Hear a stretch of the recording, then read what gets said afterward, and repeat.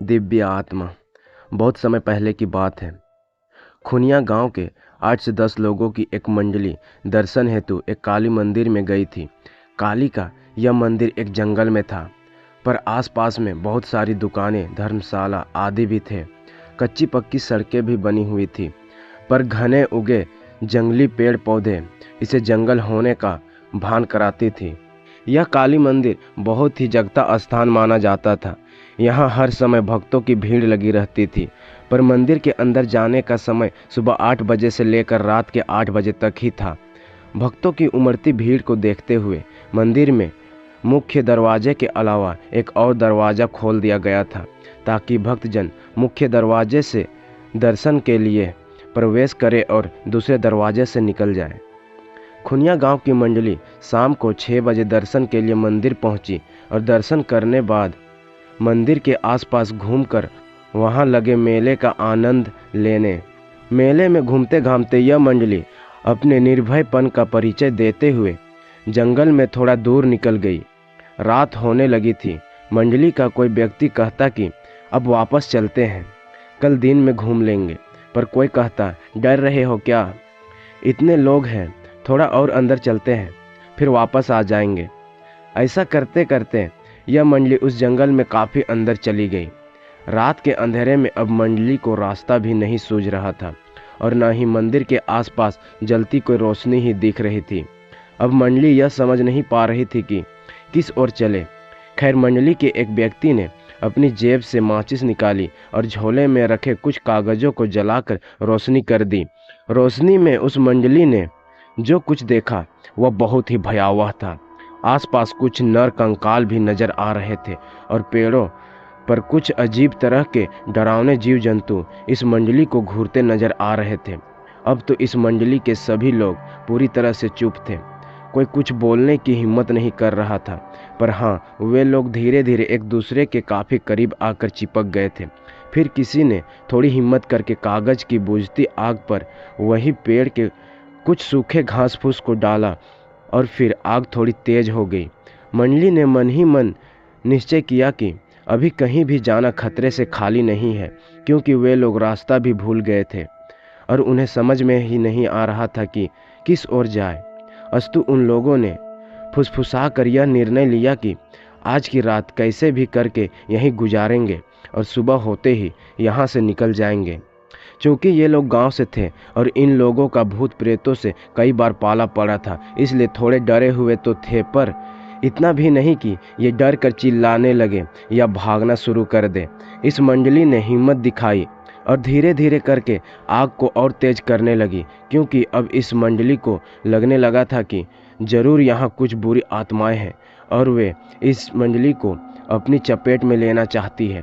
पर वहाँ की आबो हवा देखकर यह गंवाई मंडली पूरी तरह से डर गई थी और अंदर से पसीने पसीने भी हो गई थी, पर इस डर को चेहरे पर नहीं लाना चाहती थी, क्योंकि इनको पता था कि डरे तो मरे और डरे हुए लोगों पर यह बुरी आत्माएं और भी असर करती है। मंडली के कुछ लोग एक दूसरे का हाथ कसकर पकड़ लिए थे और पूरी तरह से सतर्क थे। कुछ लोगों ने हनुमान चालीसा आदि पढ़ना और हनुमान जी को गोहराना भी शुरू कर दिया था, तो कुछ लोग उस जंगल की काली माता की दुहाई दे रहे थे। अचानक एक भयानक आत्मा उनके सामने प्रकट हो गई और रौद्र रूप में अट्टहास करने लगी। उस समय का माहौल और भी भयानक हो गया था। अब इस मंडली के पसीने चेहरे पर भी दिखने शुरू हो गए थे, चेहरे लाल होना शुरू हो गए थे और ये लोग और कसकर एक दूसरे के करीब आ गए थे। अभी वह रौद्र आत्मा अट्टहास करके पूरे वातावरण को और भी भयानक बनाए। तभी वहाँ कुछ और भयानक आत्माएं आ गई। अब तो इस मंडली की सिट्टी पिट्टी गुम। अब इन लोगों को अपना काल अपने सामने दिख रहा था। अब वहाँ एक नहीं, लगभग 5 से 6 आत्माएं आ गई थी और अपनी अजीब हरकतों से माहौल को पूरी तरह भयानक बनाकर रख दी थी। मंडली के एक व्यक्ति ने हिम्मत करके कहा कि अगर मरना ही है तो इनका सामना करके मरेंगे। जिसके पास भी चाकू आदि है निकाल लो, डंडे आदि उठा लो और इनका सामना करो। दरअसल उस समय लोग अपनी जेब में छोटा सा चाकू आदि भी रखते थे और कुछ लोग बराबर लाठी लिए रहते थे। इस मंडली के 2 लोगों के पास भी लाठी और 3 के पास चाकू थे। अब सब पूरी तरह से मुकाबला करने के लिए तैयार हो गए थे, पर शायद इन्हें लड़ने की नौबत नहीं आई। हुआ यूं कि जैसे ही एक भयानक आत्मा ने इन पर हमला किया, उसका सिर कटकर अलग गिर गया और वह बिना सिर के ही खूब तेज भागी तथा उसका सिर भी भाग निकला। अब माहौल एकदम से भयानक रंगमय हो गया था, क्योंकि एक गौरवनीय व्यक्ति को कोई साधु जैसा दिखता था और केवल धोती पहने हुआ था, हाथ में तलवार लिए इन बुरी आत्माओं को काटे जा रहा था। देखते ही देखते उसने सारी बुरी आत्माओं को काट कर रख दिया। पर गौर करने वाली बात यह थी कि कोई आत्मा मरी नहीं, पर सब चिल्लाते हुए अजीब अजीब आवाज़ करते हुए वहाँ से भाग निकली। अब यह मंडली उस सज्जन महात्मा के पैरों पर गिर गई थी और उन्हें धन्यवाद दे रही थी। इस मंडली को उस गौरवनीय पराक्रमी महात्मा ने अपने पीछे आने का इशारा करके आगे बढ़ने लगे। लगभग 10 मिनट चलने के बाद यह मंडली एक कुटिया के पास पहुंच चुकी थी। वहां डर का कोई नामो निशान नहीं था। उस महात्मा ने इन लोगों को कुटिया के अंदर आने का इशारा किया। कुटिया में पहुंचकर इन लोगों ने अपना झोरा झंडा रखा और चैन की सांस ली। फिर बाबा ने इशारे से ही इन्हें खाने के लिए पंगत में बैठा दिया। कुटिया के अंदर से एक दूसरे आत्मा निकले और उन्होंने किसी पेड़ के पत्ते को पत्तल के रूप में इन लोगों के आगे रख दिया। फिर क्या था, उस महात्मा ने उस पत्तल पर कुछ अलग अलग पेड़ों के पत्ते रखे। ऐसा करते समय इस मंडली को बहुत अजीब लग रहा था, पर किसी में हिम्मत नहीं थी कि बाबा से कुछ पूछे। फिर उस महात्मा ने कमंडल से जल लिया और कुछ मंत्र बुदबुदा कर छिड़क दिया। अरे यह क्या! अब तो वे पतले थाल बन चुकी थी और मंडली के हर व्यक्ति के इच्छा अनुसार उसमें पकवान पड़े हुए थे। फिर बाबा का इशारा मिलते ही बिना कोई प्रश्न किए यह मंडली जिमन करने लगी। जिमने के बाद बाबा का इशारा पाकर वह मंडली वहीं सो गई। पर सब सोने का नाटक कर रहे थे। नींद किसी के भी आंखें में नहीं आ रही थी। इस कुटिया में दूर दूर तक डर नहीं था, पर बाबा के कारनामे देखकर वे लोग हतप्रभ हो गए थे और सोच रहे थे कि बहुत सुबह बाबा से इस बारे में जानकारी लेंगे। सुबह जब सूर्य की किरणें इस मंडली के चेहरे पर पड़ी तो इनकी नींद खुली।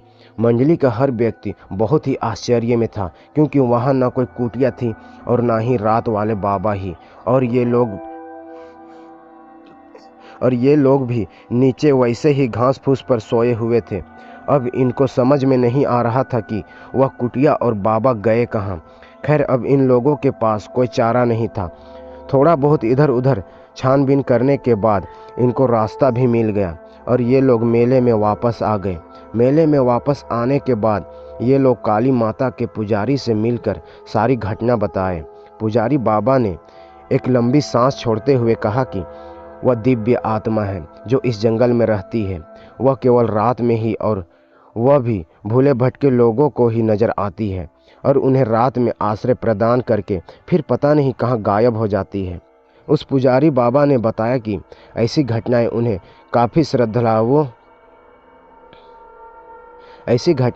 काफ़ी श्रद्धालु सुना चुके थे।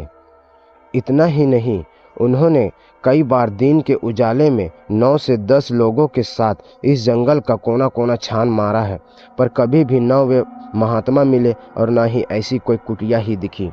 खैर, यह मंडली तो कुछ और ही करना चाहती थी। इस मंडली ने फिर हिम्मत करके रात को जंगल में निकल गई।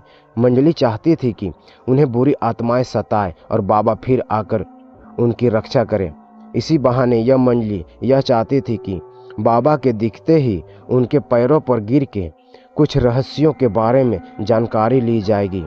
बाबा से हाथ जोड़कर प्रार्थना किया जाएगा कि वे कुछ अनसुलझे प्रश्नों का उत्तर दें। पर यह क्या, अभी यह लोग जंगल में कुछ ही दूर आगे बढ़े थे कि जो बाबा रात को पत्तल लाकर रखे थे वे दिख गए और बोले, तुम लोगों के मन मस्तिष्क में क्या चल रहा है मुझे पता है, पर ऐसा भूल मत करो। कुछ चीज़ों को रहस्य ही रहने दो। और सबसे अहम बात, हम और हमारे वे गुरुजी इस जंगल में इसी माता के दर्शन के लिए आए थे, पर रात को जंगल में कुछ डाकुओं ने हमारी हत्या कर दी थी। फिर हम कभी इस जंगल को छोड़कर नहीं गए और रात भर जागकर श्रद्धालुओं को डाकुओं और बुरी आत्माओं से बचाते रहते हैं। जय बाबा विश्वनाथ, जय माँ काली। अगर कहानी अच्छी लगी है दोस्तों तो वीडियो को लाइक, कमेंट एंड चैनल को सब्सक्राइब करके हमें सपोर्ट जरूर करें, ताकि हम आपके लिए ऐसे ही नई नई कहानियाँ लाते रहें। थैंक यू दोस्तों।